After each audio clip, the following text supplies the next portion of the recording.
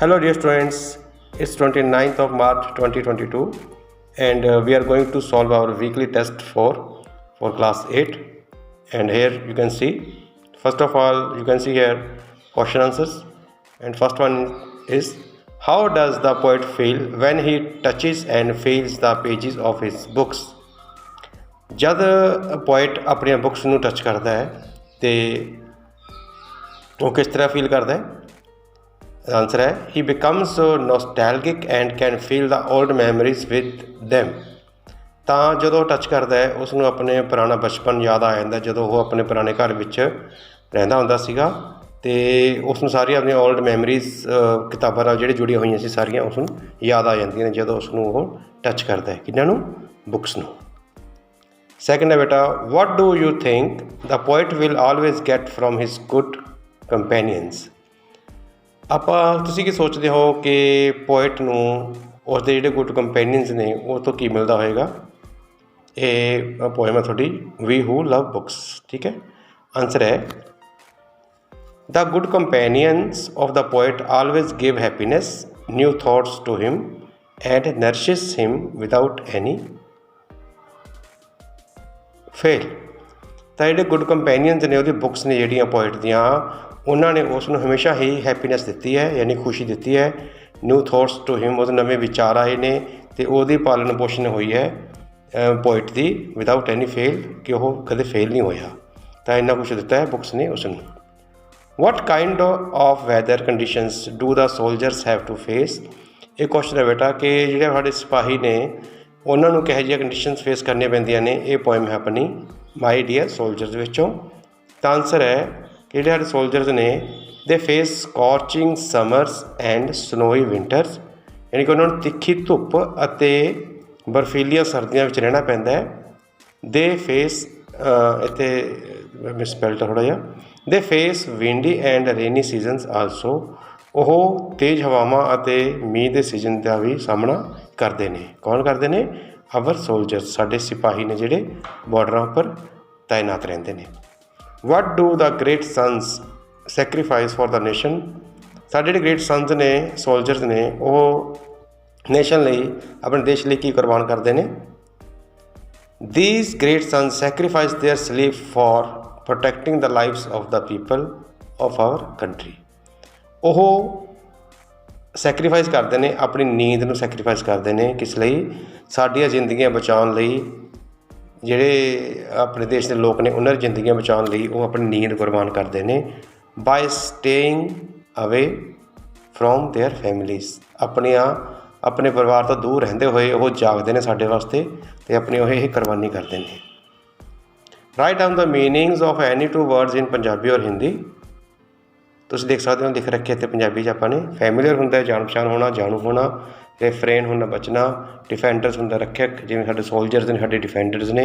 ਅਤੇ ਟ੍ਰੇਡਿੰਗ ਹੁੰਦਾ ਤੁਰਨਾ, ਠੀਕ ਹੈ। Fill in the blanks choosing the correct word from the bracket. The dash feeble ਆਏਗਾ ਇੱਥੇ। Feeble old man spoke in a weak voice, ਠੀਕ ਹੈ। ਜਿਹੜਾ ਫਿਜ਼ੀਕਲੀ ਆਪਾਂ ਦੇਖਦੇ ਹੁੰਦੇ ਹਾਂ ਉਹਨੂੰ ਫੀਵਲ ਬੋਲਦੇ ਹਾਂ। ਵੀਕ ਹੁੰਦਾ ਜਿਹੜਾ ਐਬਸਟਰੈਕਟ ਹੁੰਦਾ ਕਿ ਜਿਹੜਾ ਨਜ਼ਰ ਨਹੀਂ ਆਉਂਦਾ, ਉੱਥੇ ਵੀਕ ਆਏਗਾ। ਤਾਂ ਇਹ ਆਪਣਾ ਤੁਸੀਂ ਦੇਖ ਸਕਦੇ ਹੋ। ਦ ਡੈਸ਼ ਆਫ ਆਵਰ ਸਕੂਲ ਇੱਥੇ ਹੈਗਾ ਪ੍ਰਿੰਸੀਪਲ, ਸਪੈਲਿੰਗ ਤੁਸੀਂ ਨੋਟ ਕਰ ਲਓ, ਲਾਸਟ 'ਤੇ PAL ਆਏਗਾ। Principal of our school is a man of principles, ਯਾਨੀ ਕਿ ਸਾਡੇ ਸਕੂਲ ਦਾ ਜਿਹੜਾ ਪ੍ਰਿੰਸੀਪਲ ਹੈ ਉਹ ਇੱਕ ਸਿਧਾਂਤਾਂ ਵਾਲਾ ਬੰਦਾ ਹੈ। ਜਿਹੜੇ ਆਹ ਵਾਲੇ ਬੇਟੇ ਸਪੈਲਿੰਗ ਨੇ PLES, ਇਹ ਹੁੰਦੇ ਨੇ ਸਿਧਾਂਤ, ਅਤੇ ਜਿਹੜਾ ਮੂਹਰੇ ਵਾਲਾ ਹੁੰਦਾ ਇਹ ਹੁੰਦਾ ਪ੍ਰਿੰਸੀਪਲ। ਇਹ ਇੱਕ ਨਾਊਨ ਹੈ, ਪੋਸਟ ਹੈ। Fill in the blank with the present continuous or present simple form of verbs given in the bracket. अपन ने की फिल करना है? या तो प्रेजेंट कंटिन्यूस यानी कि इज MR नाल ING वाली वर्ब नाल ING लगा होएगा, या प्रेजेंट सिंपल या सिंपल फॉर्म यानी कि इंडेफिनिट फॉर्म। पहला देखो, Seema is a vegetarian, she not eat meat, she does not आएगा इत्थे, ठीक है। थर्ड परसन वाला असीं की लगाना है S या ES, does not eat meat. He always dash my marriage anniversary, उसनों हमेशा मेरी मैरिज एनिवर्सरी याद रहिंदी है। रिमैंबर्स, थर्ड परसन ही नाल S या ES आएगा, तो इत्थे लिखेगा S रिमैंबर्स। fill in the blank by converting the words given in the bracket into adverbs. The children played, last है happy, ਇਹਦਾ बन जाएगा happily. The police treated us very dash, bad ਦਾ बन जाएगा badly. Mention whether the underlined words is an adjective or an adverb. ਤਾਂ ਇਹ ਦੇਖੋ ਇਹ ਕੀ ਹੈ, she looks very elegant in suit, this is an adjective. Newspaper headlines, PM leaves for Texas, यानी कि PM Texas ਲਈ रवाना होए, तो एक्सप्लेनेशन की हुई, the Prime Minister has left for Texas, prime minister Texas ਲਈ रवाना होए. अगे है सुनामी हिट्स जापान, जापान 'ਚ सुनामी आई, तो एक्सप्लेन की होएगा, last night tsunami hit Japan, there was a great loss of life and property. पिछली रात ਨੂੰ सुनामी आई जापान ਵਿੱਚ, ਇਸ ਨਾਲ ਬਹੁਤ ਸਾਰੇ ਲਾਈਫ ਦਾ ਤੇ ਜ਼ਮੀਨ ਜਾਇਦਾਦ ਦਾ ਨੁਕਸਾਨ ਹੋਇਆ. ਲੈਟਰ ਰਾਈਟਿੰਗ ਬੇਟਾ ਤੁਸੀਂ ਲੈਟਰ ਕੀ ਹੈ, suppose you are Arnav, your friend Niranjan has met with an accident, ਤੁਹਾਡੇ ਦੋਸਤ ਨਿਰੰਜਨ ਦਾ ਐਕਸੀਡੈਂਟ ਹੋ ਗਿਆ.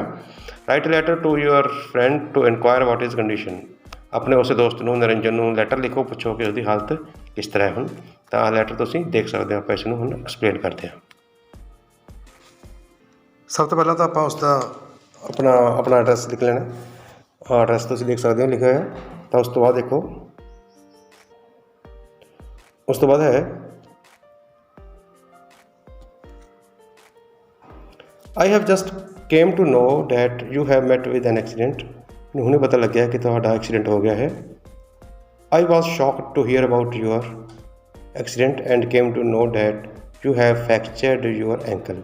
ਮੈਨੂੰ ਇਹ ਸੁਣ ਕੇ ਬਹੁਤ ਸ਼ੌਕਿੰਗ ਲੱਗਿਆ, ਇਸ ਨੂੰ ਸ਼ੌਕਡ ਹੋਇਆ, ਮੈਂ ਹੈਰਾਨ ਹੋਇਆ ਅਤੇ ਤੁਹਾਡਾ ਐਕਸੀਡੈਂਟ ਬਾਰੇ ਸੁਣ ਕੇ, ਅਤੇ ਪਤਾ ਲੱਗਿਆ ਕਿ ਤੁਹਾਡਾ ਐਂਕਲ ਯਾਨੀ ਕਿ ਜਿਹੜਾ ਗਿੱਟਾ ਹੁੰਦਾ ਉਸ 'ਤੇ ਫਰੈਕਚਰ ਹੋ ਗਿਆ ਹੈ. ਤਾਂ ਫਰੈਕਚਰ ਇਨ ਦਾ ਐਂਕਲ ਜਨਰਲੀ, ਜਿਹੜਾ ਗਿੱਟੇ 'ਤੇ ਫਰੈਕਚਰ ਹੁੰਦਾ ਹੈ ਉਹ ਜਨਰਲੀ ਕੀ ਹੁੰਦਾ, ਟੇਕਸ 6 weeks to heal. ਇਸ ਨੂੰ ਠੀਕ ਹੋਣ 'ਤੇ ਕਿੰਨਾ ਸਮਾਂ ਲੱਗ ਜਾਂਦਾ ਹੈ, ਇਸ ਨੂੰ ਠੀਕ ਹੋਣ 'ਤੇ 6 ਹਫ਼ਤੇ ਦਾ ਸਮਾਂ ਲੈਂਦਾ ਇਹ ਜਿਹੜਾ ਗਿੱਟੇ 'ਤੇ ਫਰੈਕਚਰ ਹੋ ਜਾਏ. So be very careful with your foot, ਤਾਂ ਆਪਣੇ ਪੈਰ ਦਾ ਬਹੁਤ ਧਿਆਨ ਰੱਖੋ. You must take diet full of calcium as it is, ਤੁਸੀਂ ਕੈਲਸ਼ੀਅਮ ਨਾਲ ਭਰਪੂਰ ਡਾਈਟ ਲਿਓ, ਕਿਉਂਕਿ it is very important for you, ਤੁਹਾਡੇ ਲਈ ਇਹ ਬਹੁਤ ਜ਼ਰੂਰੀ ਹੈ. Please be very regular with your medicines, ਦਵਾਈਆਂ ਆਪਣੀਆਂ ਨਿਯਮਿਤ ਤੌਰ 'ਤੇ ਖਾਂਦੇ ਰਹੋ, ਰੈਗੂਲਰ ਤੌਰ 'ਤੇ ਖਾਂਦੇ ਰਹੋ. You must also go for physiotherapy after the plaster is removed, ਜਦੋਂ ਪਲਾਸਟਰ ਤੁਹਾਡਾ ਹਟਾ ਦਿੱਤਾ ਗਿਆ ਤਾਂ ਉਸ ਤੋਂ ਬਾਅਦ ਤੁਹਾਨੂੰ ਫਿਜ਼ੀਓਥੈਰੇਪੀ ਲਈ ਵੀ ਜਾਣਾ ਚਾਹੀਦਾ ਹੈ. ਇਟ ਇਜ਼ ਵੈਰੀ ਇੰਪੋਰਟੈਂਟ, ਇਹ ਬਹੁਤ ਜ਼ਰੂਰੀ ਹੈ. I can understand the pain you must B going through, ਮੈਂ ਉਹ ਪੇਨ ਸਮਝ ਸਕਦਾ ਹਾਂ ਜੋ ਤੁਹਾਨੂੰ ਹੋ ਰਿਹਾ ਹੈ. You must B going through, ਜੋ ਤੁਹਾਨੂੰ ਪੇਨ ਹੋ ਰਿਹਾ ਹੈ ਮੈਂ ਉਸ ਨੂੰ ਸਮਝ ਸਕਦਾ ਹਾਂ. I also had ankle fracture once, ਮੇਰਾ ਵੀ ਇੱਕ ਵਾਰੀ ਐਂਕਲ ਗਿੱਟਾ ਫਰੈਕਚਰ ਹੋ ਗਿਆ ਸੀ.